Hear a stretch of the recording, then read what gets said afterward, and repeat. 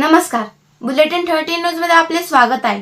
बुलेटिनच्या बातमीपत्रात महत्त्वाच्या घडामोडी आपण पाहत आहोत। आता शिर्डी, नाशिक, मुंबई येथे लग्नासाठी जाण्याची गरज नाही।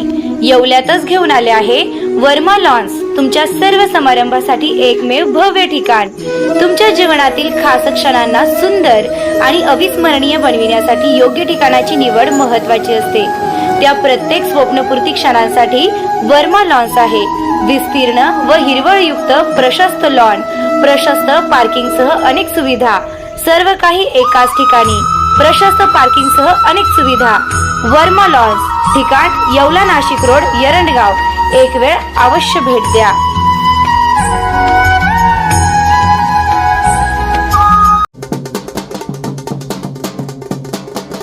येवल्यात लबान बंजार समाजाचा भव्य हातोडा मोर्चा, प्रशासनाला निवेदनाद्वारे दिले इशारा।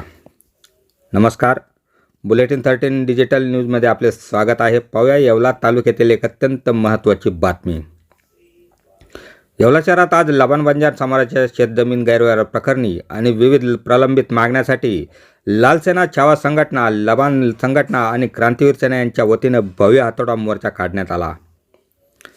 गेल्या 18 जानेवारीपासून गोरखनगर, कोळचे टेकडी येथे बेमुदत धरणे आंदोलन सुरू असूनही प्रशासनाने त्याची दखल न घेता आंदोलकांनी आक्रमक पवित्रा घेतला। भारतरत्न डॉक्टर बाबासाहेब आंबेडकर यांच्या पुतळ्याला अभिवादन करून हा भव्य मोर्चा प्रांताधिकारी कार्यालयावर धडकला।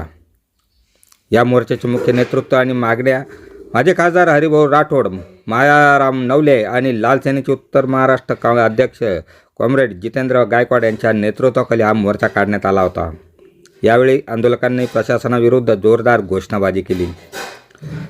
लबान बंजार समाजाच्या शेतजमिनीची बेकायदेशीर खरेदी विक्री त्वरित रद्द करावी, जमिनीच्या व्यवहारातील बेकायदेशीर नोटरी साठेखत रद्द करावे, अशा विविध मागण्यांची चौकशी करून दोषी महसूल अधिकाऱ्यांवर कडक कारवाई करा, अशा विविध मागण्यांच्या आशयाचे यावेळी प्रांत कार्यालयात निवेदन देण्यात आले।